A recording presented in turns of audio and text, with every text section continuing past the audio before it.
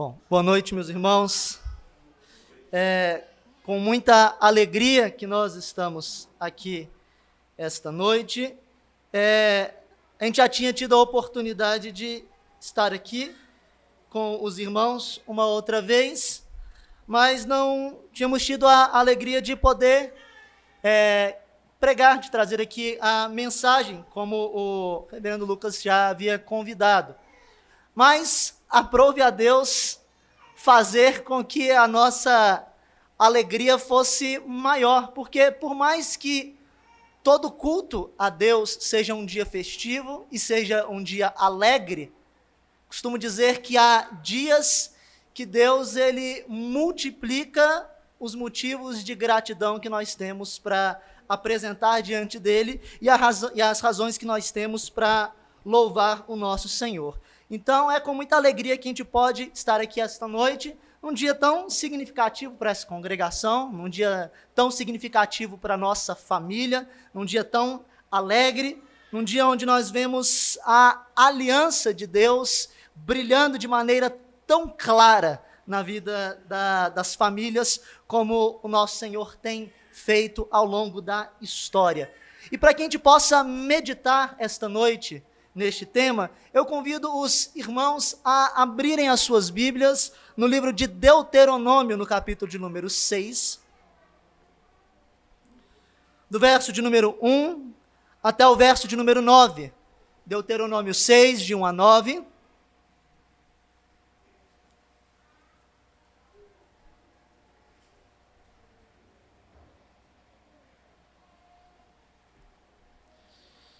E eu vou fazer esta leitura, e eu convido que você acompanhe essa leitura na sua própria Bíblia.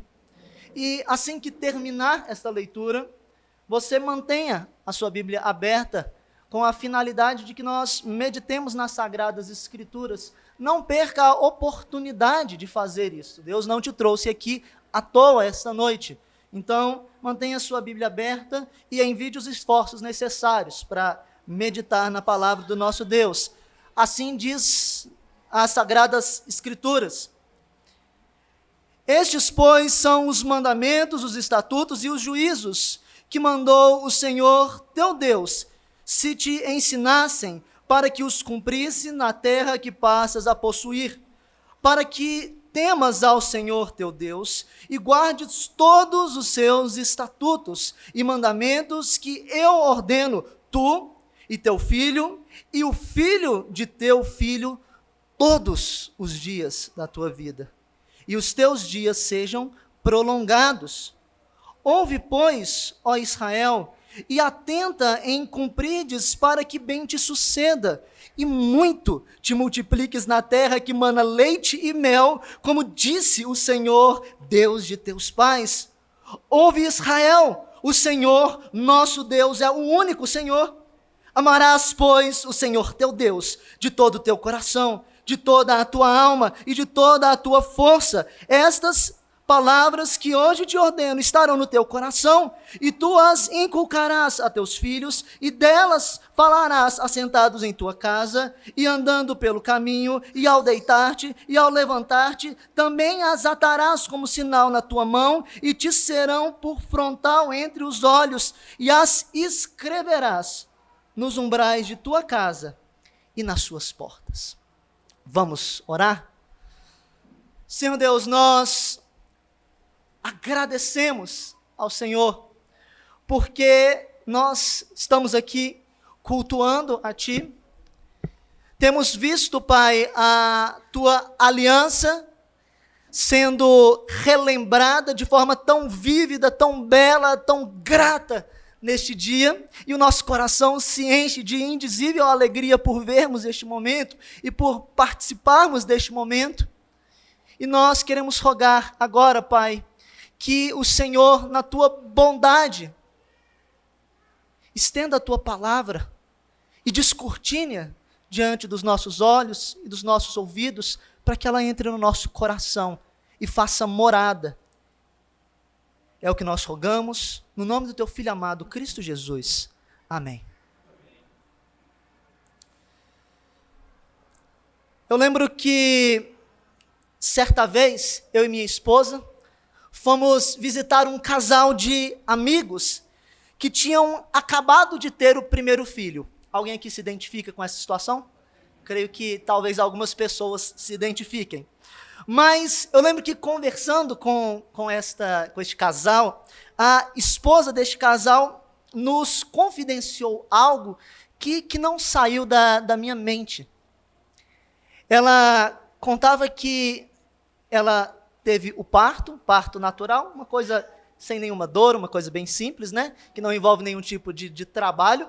Mas depois do parto, depois que a criança já havia nascido e passado todas aquelas baterias de exames e aqueles dias que por vezes são necessários da mãe e da criança no hospital, eles receberam a feliz e alegre notícia que a mãe e a criança iriam para casa. E eles então juntaram ali as suas coisas, juntaram aquela multidão de bolsas e coisas que vão junto para a maternidade, pegaram a criança naturalmente, levaram para o carro, entraram, foram para casa, estacionaram ali na garagem, subiram as escadas, abriram a porta, acenderam a luz, e aquela mulher com o filho nos seus braços, quando olhou para aquela casa, toda preparada para receber aquela criança, olhou para o seu marido, olhou para a criança ali nos seus braços, a primeira coisa que veio à mente daquela mulher foi a seguinte pergunta: meu Deus, o que eu faço agora? Eu estou aqui, eu estou na minha casa, eu estou com meu filho, eu estou com meu marido, mas por onde eu começo a criar essa criança? Por onde eu inicio esse trabalho? O que eu preciso fazer agora? Veja, quero tranquilizar o seu coração. Essa família está indo muito bem. Mas esta pergunta que veio à mente desta mãe, e que talvez alguns de vocês aqui passaram por situações semelhantes, de alguma maneira, talvez em momentos diferentes, é uma pergunta natural que vem muitas vezes ao coração de justos e de injustos, de ímpios e de crentes, porque eles reconhecem a responsabilidade de criar uma criança. Chegou, está aqui agora, o que fazer? Mas hoje nós vamos falar de um problema que se estende e de uma dificuldade que é um pouco maior. Porque se é por natureza difícil e desafiadora a criação, quanto mais é desafiador nós entendermos e nós percebemos a responsabilidade que é colocar uma criança, aumentar, acrescentar ao povo de Deus membros da aliança. É especialmente desafiador e é sobre isso que nós vamos falar essa noite. Veja, se você prestou atenção no culto, como ele foi dirigido na sua liturgia, você sem dúvida já ouviu várias vezes essa noite o termo aliança. Sem dúvida, essa noite, por várias vezes você ouviu esse termo se repetir, você viu a origem desse termo com a leitura, por assim dizer, do reverendo Lucas durante a liturgia lá em Gênesis, quando Deus fala da aliança sobre o seu povo na circuncisão, mas eu estou convencido de que quando nós olhamos para o livro de Deuteronômio, nós temos a aliança de Deus se expandindo diante dos nossos olhos e sendo clarificada a nós por qual motivo? Porque nós estamos, quando olhamos para o livro de Deuteronômio, diante do testamento da aliança, por assim dizer, diante do contrato da aliança, diante do contrato deste pacto, onde Deus apresenta o pacto em todos os seus termos, para que o seu povo conheça este pacto como ele deseja ser conhecido. Então, o livro de Deuteronômio, se você tirar um tempo para lê-lo e para estudar com um pouquinho mais de afinco, você vai ver, literalmente, termos de um contrato, ainda que ele seja dividido em discursos. E nós estamos olhando para o momento deste contrato, onde Deus vai trazer as especificações daquilo que deve ser feito neste contrato da aliança. Ou seja, nós estamos olhando para o momento das letras capitulares, para o momento onde Deus, se você olhar para o capítulo de número 5, você vai ver os 10 mandamentos sendo relembrados, e agora estes termos sendo colocados na sua ordem, e até o capítulo de número 20 e poucos, a gente vai ver esses termos sendo ali esmiuçados de alguma maneira. Então, o fato é que o momento que nós estamos olhando aqui é um dos momentos mais importantes do livro de Deuteronômio, e é um momento onde alguns autores consideram que é o coração do livro de Deuteronômio, porque ele capta a resposta que Deus exige do seu povo para as leis que Deus estava ali passando. E veja, se nós olharmos para este tema, nós vamos perceber a necessidade de explicá-lo. O que eu quero dizer? É muito possível que eu esteja aqui esta noite falando sobre aliança. É possível que você tenha ouvido com os pastores que batizaram, com o reverendo Lucas fazendo a liturgia. É possível que você tenha sido criado na igreja. É possível que você tenha um conhecimento da palavra de Deus. E se alguém te perguntar o seguinte: o que é a aliança na Bíblia? Você não sabe responder.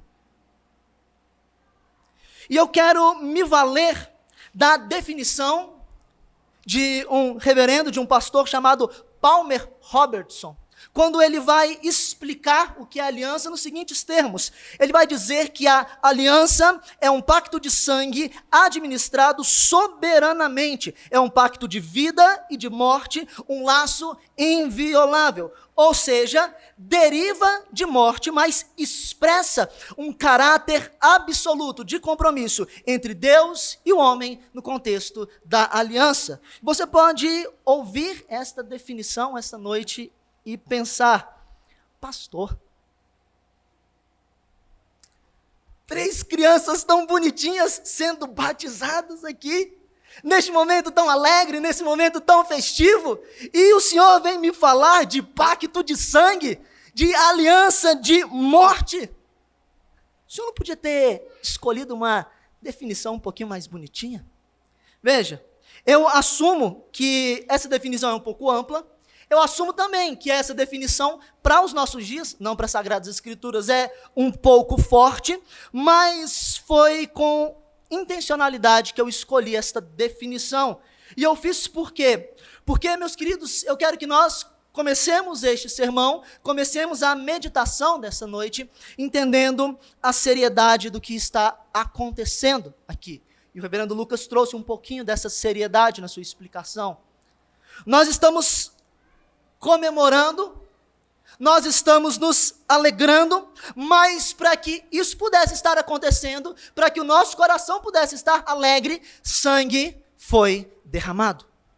Sangue foi derramado de maneira que, para que o lavar regenerador da água do batismo pudesse alcançar gerações, alguém precisou verter o seu sangue, alguém precisou morrer, alguém precisou derramar a sua vida, e a doutrina da aliança, por isso, é uma doutrina maravilhosamente linda, mas assombrosamente séria. Assombrosamente séria.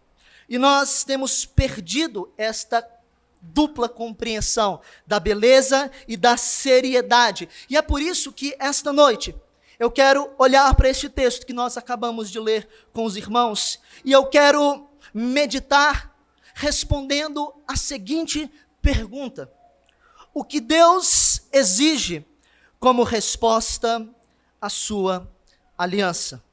O que Deus exige como resposta à sua aliança?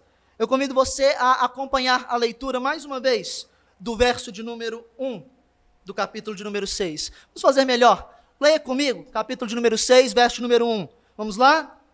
Estes são os mandamentos, os estatutos e os juízos que mandou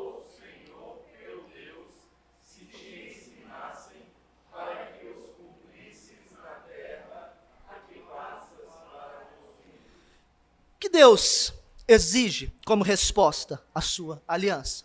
Quando nós olhamos para esses 3 primeiros versos, nós vemos que, inicialmente, Deus exige obediência do seu povo. Esse texto inicia com um grande chamado à obediência. E veja, nós estamos aqui num contexto diferente daquilo que o povo que recebeu esse texto estava, e eu convido você a entender em qual contexto Deus está exigindo esta obediência. Eu convido você a não pensar neste texto à luz de uma pessoa do século 21, mas à luz de um judeu, mais ou menos 1.300 anos antes de Cristo, 1.300, 1.400, que estava passando pelas seguintes situações.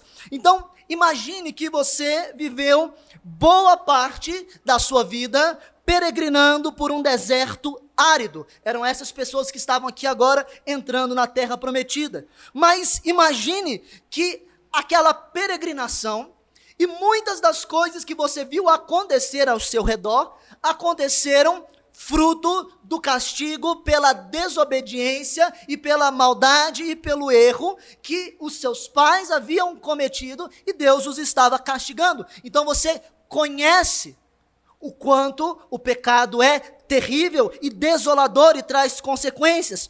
Todavia, você não viu apenas as consequências do pecado, você viu também e sentiu na sua pele a providência de Deus, cuidando no deserto, sustentando nas coisas mais básicas e da maneira mais miraculosa, de maneira que você não viu apenas o cuidado de Deus na alimentação, nas vestes, mas também agora, para este povo que se preparava para entrar na terra prometida, porque esta é a segunda tentativa, a primeira havia sido no livro de Números, agora este povo está voltando para entrar na terra prometida, e nesta segunda tentativa, Deus já deu vitória a este povo sobre alguns dos seus inimigos, como os reis dos amorreus. Eles já tinham conquistado as terras antes do rio Jordão. Mas veja, o que eu quero frisar com você aqui é que a pessoa que está ouvindo este texto, e eu espero que na sua vida, de alguma maneira você também já tenha entendido isso, a pessoa que está ouvindo esse texto,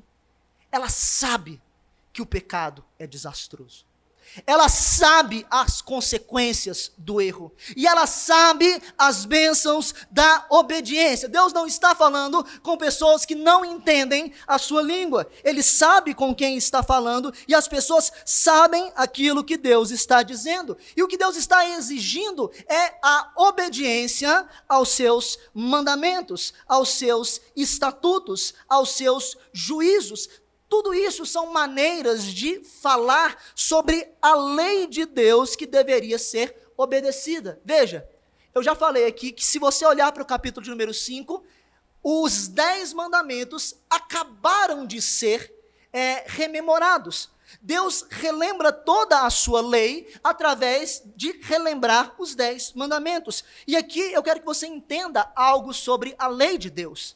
Eu quero que você entenda que a lei de Deus, ainda que ela possa parecer para você cheia de muitos preceitos, quando nós olhamos livros como o livro de Levítico e tantos outros, vários detalhes, mas a lei de Deus ela é aglutinadora. O que eu quero dizer quando eu falo isso? Eu quero dizer que todos esses preceitos, eles são resumidos, eles são desdobramentos dos 10 mandamentos. Mas se não fosse, por assim dizer, um resumo, os 10 mandamentos, aglutina-se ainda mais quando nós lembramos que há 2 mandamentos principais: amar a Deus sobre todas as coisas e ao próximo como a nós mesmos. A primeira e a segunda tábua da lei de Deus. É por isso que é fácil da gente entender que quando a gente quebra um ponto da lei de Deus, nós quebramos toda a lei de Deus. Por quê? Porque está tudo resumido em grandes conglomerados de significado da lei. Então, o que isso está querendo dizer para nós? O que Deus está exigindo do seu povo de maneira muito clara e muito direta? O que Deus está falando aqui para o seu povo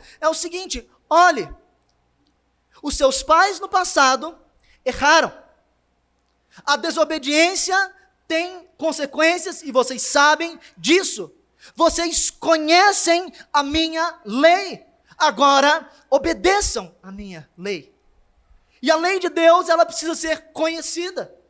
Os termos do contrato que estão sendo apresentados aqui e que vão ser chancelados e assinados mais uma vez pelo povo do mesmo contrato que foi feito lá no passado com Abraão. Os termos deste contrato estão sendo postos claros. E nós precisamos, da mesma forma que este povo no passado, conhecer esses termos do contrato e obedecer esses termos do contrato. O problema é que nós estamos numa geração que não tem vontade de conhecer os termos do contrato. Eu sei que a maioria de vocês, quando já estava criando uma conta do e-mail, viu ali um grande contrato, leu todos os detalhes daquele contrato da conta de e-mail, não foi? Não foi? Leu todos os pontos, chegou lá embaixo e clicou. Eu afirmo que li todos os termos do contrato. Pecado, tá, meu irmão? Mentira. Não leu, não. Meus irmãos, nós não podemos tratar a lei de Deus nesses termos, como um aprendizado pormenor ou algo de pouca importância. É de suma importância conhecer, obedecer estes termos do contrato, daquilo que nos está sendo apresentado. Porque aqui nós vamos ver nos versos 2 e 3 as bênçãos de conhecer e de viver os termos desse contrato. Se você olhar aí no verso número 2, você vai ver que os dias seriam prolongados. Se você olhar aí no verso número 3, você vai ver que aquele povo, se obedecesse a Deus, seria multiplicado em sua força e multiplicado em suas gerações. Mas nós precisamos aproveitar este momento para dar uma ênfase necessária. E a ênfase necessária que eu gostaria de dar aqui, aproveitando este momento do batismo e das crianças, é que, normalmente, nós, por não conhecermos os termos da lei de Deus, não compreendemos algumas coisas do que Deus está querendo nos dizer. Eu quero fazer uma pergunta para vocês, eu creio que a maioria dos presentes aqui saberão responder.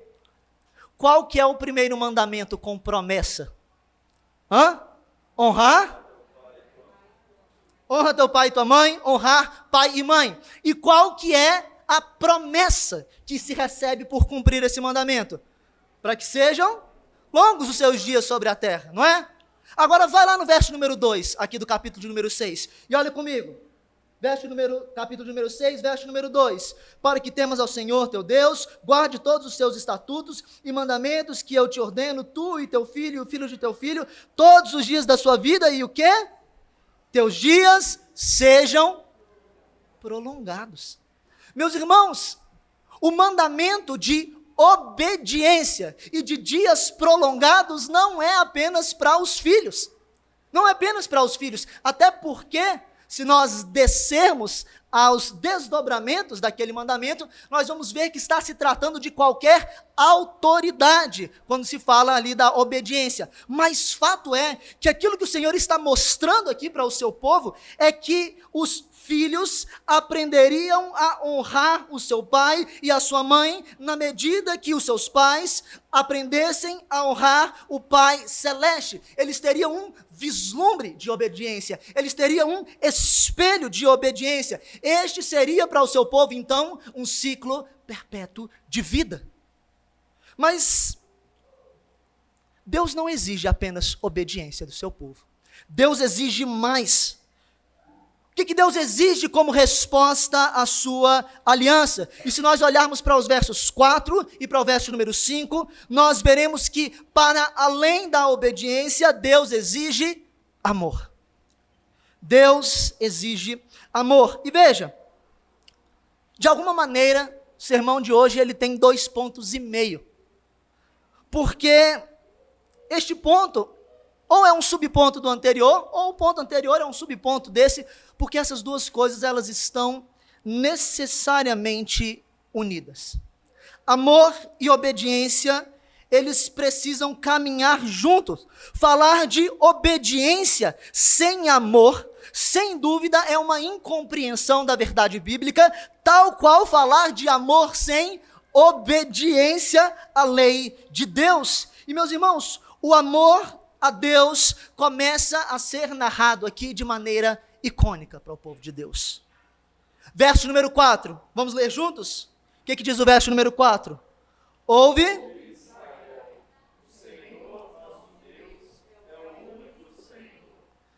Meus irmãos, esta é provavelmente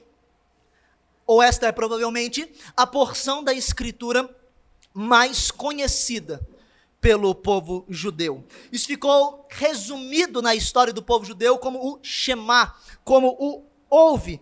E esta porção, ela era acrescida nas orações, tanto da manhã, da tarde e da noite. Esta porção era inscrita em pedaços de couro, como nós veremos mais para frente, e amarrada às mãos, amarrada às frontes. Esta porção, ela ficou extremamente importante para se conhecer aquele que era a declaração de fé do povo judeu. E veja, o povo da aliança precisava entender o que significava esse texto.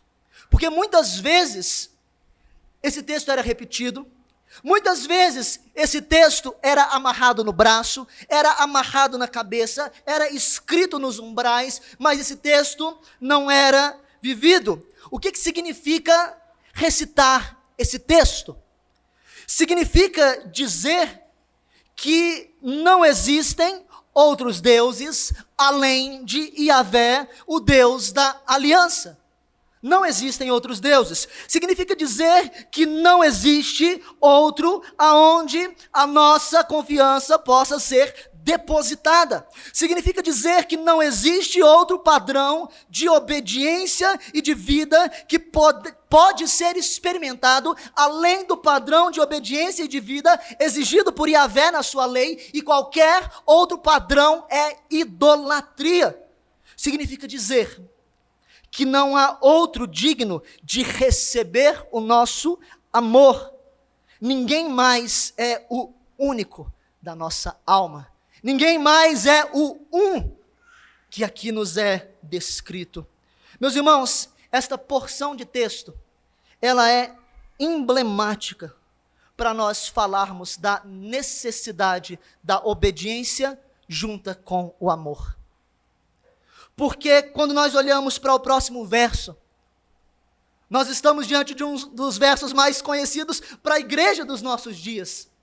E que nós, com facilidade, olhamos para ele e pensamos sobre o amor e o relacionamento com Deus. Porque ele vai dizer assim: amarás, pois, o Senhor teu Deus de todo o teu coração, de toda a tua, e de todo o seu, e de toda a sua força. Ok, então, entendimento foi posto por Cristo Jesus. Em outro texto a gente explica isso. Fato é que o que está sendo descrito aqui é a maneira como a obediência deveria ser experimentada.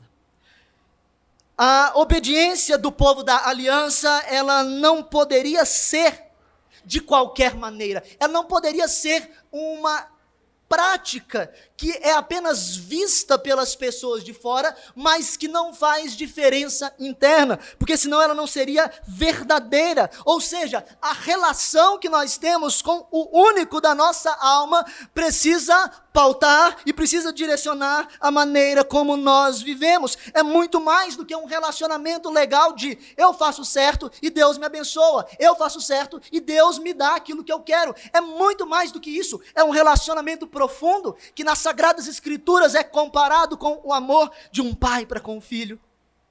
A gente viu essa cena hoje, bonita. Meus irmãos, o que esse texto está mostrando para nós é que não adianta um relacionamento estético com Deus. Não adianta um relacionamento puramente para os olhos, mas que não alcance o mais profundo do nosso ser. Então esse texto está mostrando para nós como nós devemos amar a Deus e como nós, amando a Deus, devemos obedecê-lo em tudo aquilo que nós fazemos. Então, como eu devo me relacionar com o meu Senhor? O único Senhor exige tudo de mim. O único Senhor exige que nós nos relacionemos com Ele de maneira total. Amar a Deus de todo o coração é amar com tudo aquilo que eu tenho no meu interior. Amar a Deus com toda a minha alma é envolver cada pequena parte do meu ser neste amor. Amar a Deus com toda a minha força é garantir que eu farei com toda a potência que eu puder tudo aquilo que demonstra o meu amor a Deus. E veja, grave isso, leve isso no seu coração, meu querido. Qualquer coisa menos que tudo será nada. É isso que esse texto está mostrando para nós. Qualquer coisa menos que tudo não será suficiente. E veja, nós precisamos aproveitar este momento, já que nós estamos num dia de batismo, para aplicar a uma situação como essa. E eu gostaria de falar de maneira mais direta neste momento com os pais. Veja, nós estamos em um contexto dos nossos dias que nós nos contentamos com muito pouco.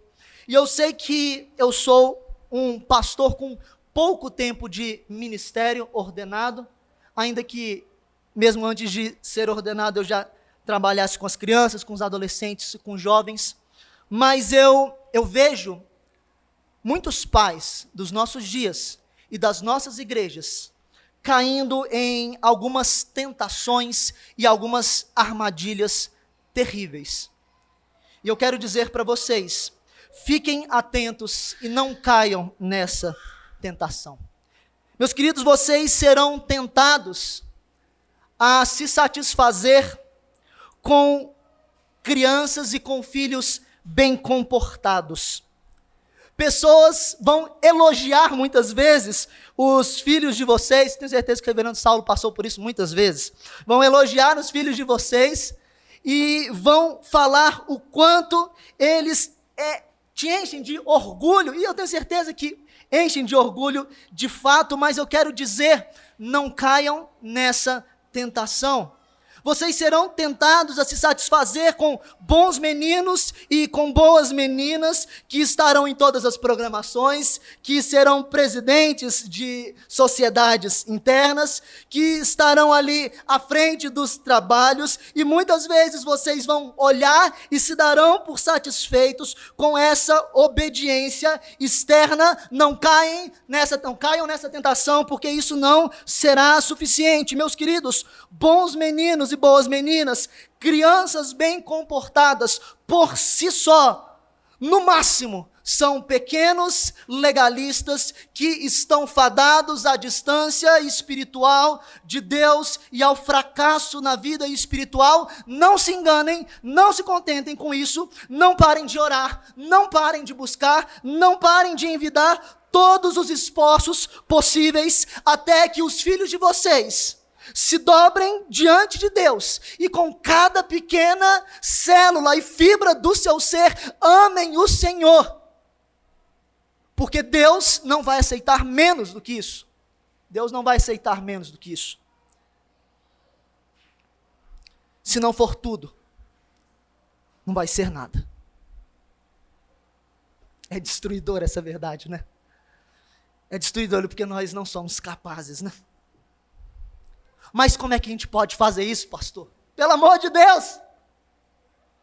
Eu creio que os versos 6 a 9, eles vão, de alguma maneira, mostrar isso para nós. O que Deus exige como resposta à sua aliança? E veja, nós vimos obediência, nós vimos amor, como eles estão unidos, como eles são necessários, mas há um ponto, e aqui a teologia da aliança, teologia reformada, para não sobrepor palavras, ela acerta como ninguém mais acerta, porque mostra que a aliança de Deus exige continuidade. E se nós olhamos para o verso número 6, leia comigo aí o verso número 6, por favor. Vamos lá? Estas palavras que hoje te ordeno estarão no teu coração. Se nós parássemos aí, estaria ok. Estaria ok por quê? Porque de alguma maneira, tudo que nós falamos até agora, ele pode ser aplicado sem continuidade de geração, ainda que nos versos anteriores se tenha falado de filhos, dos filhos e tudo mais. Mas nós podemos falar de amor, nós podemos falar de obediência, e entender que a aliança com Deus é simplesmente para nós. E acabou. Cada um responde por si. Mas a continuidade desse texto vai mostrar para nós que se a palavra de Deus, ela está no nosso coração, há algo mais que Deus exige como resposta à sua aliança. Olha aí no verso número 7, o que ele vai dizer? Tu as inculcarás, podem ler.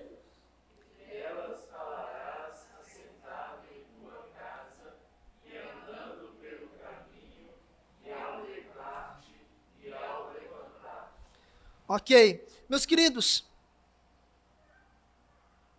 essa pergunta mostra para nós, ou nos responde a pergunta do porquê nós batizamos os filhos dos crentes. Nós batizamos os filhos dos crentes porque Deus exige na sua aliança. Deus exige desde o passado que a aliança não seja só com você, mas seja com a sua família. Exige continuidade. E veja, se você não fizer isso, há maldições para aqueles que não dão esta continuidade e há bênçãos para aqueles que dão esta continuidade. Não há como nós frearmos isso. Nós observamos isso como fator essencial da aliança de Deus com o seu povo.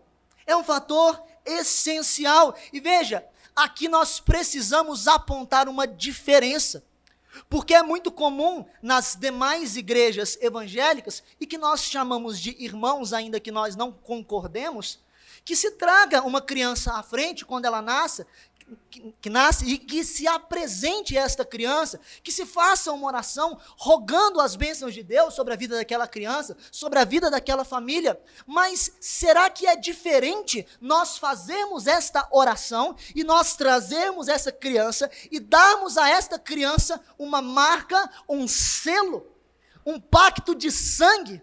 É diferente? Absolutamente. Absolutamente. Nós não estamos simplesmente rogando que o Senhor acompanhe com bênçãos essas crianças. Nós estamos dizendo que sobre a vida dela pesa um laço que deve ser inviolável. Uma aliança de sangue que está sobre ela, porque está sobre os seus pais, e ela não simplesmente está como alguém que cerca o povo de Deus e vai escolher lá na frente se vai participar ou não, mas ela faz parte. Ela faz parte. É o comum que isso aconteça. Meus irmãos, essa é uma verdade teológica muito bonita, mas existe diferença prática? Porque veja, muitas vezes eu não vejo nenhuma diferença prática para aqueles pais que trouxeram seu filho à frente da igreja, seu filho recebeu uma oração, eles saem e criam seus filhos da mesma maneira que se criam os filhos cristãos debaixo da aliança, da nossa compreensão na teologia reformada. Será que não tem nenhuma diferença prática? Meus queridos, precisa haver uma diferença prática. Nós não estamos dando um bom ensino para que lá na frente, de maneira imparcial, cada um escolha o caminho que quer fazer, aquilo que achar melhor diante dos seus olhos. Não, nós estamos tratando como filhos da aliança, de fato, como parte do povo de Deus. E é por isso que a palavra que é usada aqui é inculcar. Uma outra tradução, que é de onde vem a raiz dessa palavra, quer dizer afiar.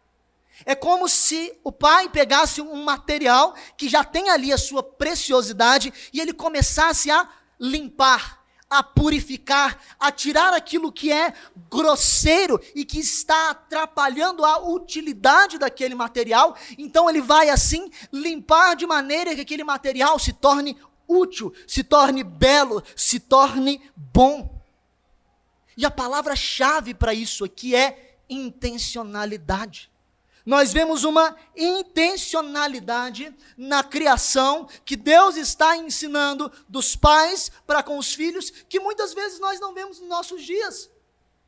Nós vemos que esta intencionalidade aqui é apresentada de maneira que Deus pede para que as crianças sejam ensinadas quando estão assentadas em casa, quando estão andando pelo caminho, quando se deitam, quando se levantam. Ou seja, nós vemos uma vida preparada e estruturada, pensada na preparação ou na educação memorial das crianças. Você pensa a vida do seu filho para que ele seja educado no caminho da aliança. Veja, nós temos vários exemplos disso no Antigo Testamento. Se você for aos versos 20 e 21 do capítulo 6 deste mesmo livro, você vai ver o autor bíblico ali falando que a lei de Deus era um exemplo, porque quando as crianças olhassem para a lei de Deus, os pais olhariam e falariam para os seus filhos: olha, nós recebemos essa lei de quem? Nós recebemos essa lei do nosso Senhor, que nos tirou da terra do Egito. E contava a história. Se você olhar, por exemplo, para o momento que este povo vai entrar na terra prometida, lá em Josué, no capítulo de número 4, você vai ver o memorial das 12 pedras. O que é o memorial das 12 pedras? Eram 12 pedras que eram empilhadas para que quando as futuras gerações passassem e vissem aquelas pedras empilhadas, elas perguntariam: pai, o que é isso daí? Mãe, por que essas pedras estão empilhadas? Aí o pai: opa, agora eu vou ensinar para ele o que aconteceu. Como nós passamos o Rio Jordão, como nós vencemos Jericó, como Deus nos deu a vitória. Educação memorial, pensada, preparada para que as crianças aprendessem. E veja, aqui vai se dar essas ideias de outras maneiras, como nós falamos: atar no braço, atar na fronte, simbolizando que tudo aquilo que você faz e tudo aquilo que você pensa é voltado para Deus, é orientado por Deus. Veja, vale lembrar que esses eram símbolos e que a pura obediência externa a esses símbolos não garante nada, mas Deus está dando maneiras de se ensinar aos filhos para que se pudesse aprender a palavra de Deus. Mas veja que isso extrapolava o uso corporal, como nós falamos agora há pouco. Ia para as casas, escreva nos umbrais, escreva nas portas. Você já parou para pensar no que te leva a ajeitar a sua casa? Qual que é o objetivo que você tem quando você começa a decorar a sua residência? Normalmente nos nossos dias, o nosso objetivo é sempre estético. É por isso que muitas vezes a gente compra aquele banquinho que combina com a mesinha, mas que acaba com a espinha, né? Que ninguém olha e se sente confortável com aquilo. Mas é estético, é bonito. Todo mundo está bem quando vê aquilo ali. Você já parou para pensar que Deus estava ensinando o seu povo a decorar a sua casa de maneira teológica para que os filhos da aliança tivessem ganchos de aprendizado? Meus queridos, tudo isso aqui é intencionalidade. Para uma geração como a nossa, que organiza a sua sala toda apontando para a TV, não é? Para serem educados por Netflix e por outras coisas. Tudo aponta para a televisão. Mas isso são simplesmente exemplos daquilo que nós podemos experimentar e fazer. Antes de encerrar aqui este nosso sermão, eu gostaria de trazer mais um exemplo, e um exemplo histórico da nossa fé reformada, como nós destacamos aqui. Por exemplo, o breve catecismo de Westminster, ele foi pensado pelos autores para que ele fosse um instrumento de ensino da aliança entre o batismo e a pública profissão de fé. Hoje nós ensinamos o breve catecismo de Westminster quando a pessoa já está velha, né? Mas não, antes era para que eles fossem preparados para poder responder à pública profissão de fé. Veja, é uma forma que historicamente nós temos que foi feita, mas fato é que nós precisamos pensar intencionalmente na criação dos filhos da aliança. Esta noite nós respondemos a seguinte pergunta: o que Deus exige como resposta à sua aliança? Primeiro, nós vimos que é necessária uma obediência aos preceitos da lei de Deus. Depois, nós vimos que o amor a Deus precisa estar somado a esta obediência, senão as duas coisas elas se perdem. Depois nós vimos, por último, que esta transformação no coração não poderia ser apenas pessoal, mas ela precisava alcançar as gerações vindouras com continuidade. E veja, é imperativo nós lembrarmos uma coisa aqui, sob a pena de nós sairmos daqui falando sobre amor, falando sobre Deus, falando sobre aliança, e saímos daqui com um pensamento legalista. Eu vou sair daqui e eu serei capaz de fazê-lo, eu farei valer a aliança que aqui foi falada esta noite. Mas, meus queridos, nós precisamos lembrar que se fosse o povo de Deus, o pacto inviolável de sangue estaria violado. Se fosse o povo de Deus, aquilo que Deus trouxe para eles estaria perdido. Se fosse pelo povo de Deus, a aliança teria sido quebrada, porque, meus queridos, nós faríamos perder. Nós faríamos perder, mas veja, aquele que com o seu sangue garante a aliança, garante que este pacto e que o sangue derramado não foi em vão. Se você olhar para Deuteronômio, no capítulo de número 7, versos número 7 e 8, Deus vai dizer assim: vocês não foram escolhidos porque eram grandes, vocês não foram escolhidos porque eram fortes, vocês não foram escolhidos porque eram bons, mas foram escolhidos porque eu os amei. Independentemente daquilo que vocês pudessem oferecer, não foi pela nossa capacidade de sermos libertos, da mesma maneira que não foi pela capacidade que o povo de Deus foi liberto do Egito no passado, mas foi por aquilo que Deus fez por nós, e pela sua misericórdia, Ele faz perseverar esse pacto, porque quando nós somos infiéis, Deus permanece fiel, Ele não pode negar a si mesmo. Meus queridos, o sangue de Cristo Jesus, como já nos foi lembrado pelo reverendo Lucas, é o garantidor da nossa aliança. É aquilo que nos dá a certeza de que ela está em vigor, que ela alcança a nós, que ela tem continuidade. É Deus quem pega a nossa obediência quebrada, terrível, difícil, e a mantém e a sustém. É Deus quem pega o nosso amor tímido, fraco, e faz esse amor valer. É Deus quem pega a aliança que por nós destruiríamos